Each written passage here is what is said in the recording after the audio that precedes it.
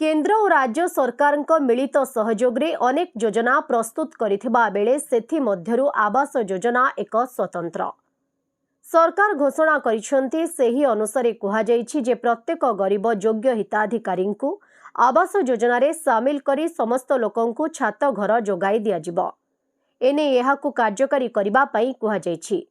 एबे एहा एक प्रहसन पालटिथिबा एठारे देखिबाकु मिलिछि।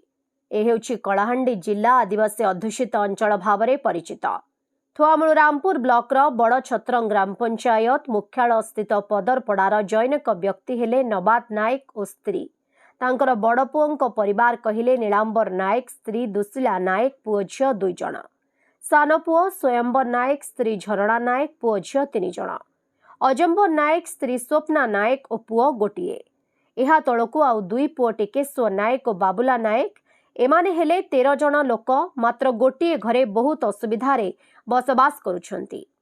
एहाकु दृष्टि रे रखी नबात नायक घर खंडे पाइबा आशा नहीं ब्लॉक कार्यालय ठारू आरंभ करी ग्राम पंचायत रे बारंबार जणाई आसुथुबा सत्वे फल शून रहिछि बोली प्रकाश करिथिबा जणा पड़िछि। तेबे योग्य गरीब हिताधिकारी को आवास योजना प्रहसन पालटिछि बोली आलोचना हेउछि।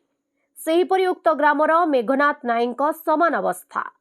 मेघनाथ नायक परिवार कहिले तांको स्त्री और पुओ झियो 3 जण एमाने मिसी 5 जण एक माटी घर छात तले बसवास करुथुबा जणा पड़िछि।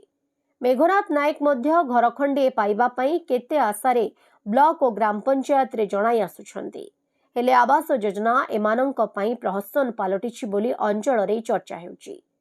तेबे आवास योजना रे एमानंको शामिल करिबा पई आउ केते वर्ष लागिबो बोली विभिन्न महल रे प्रश्नवाची सृष्टि करुछि।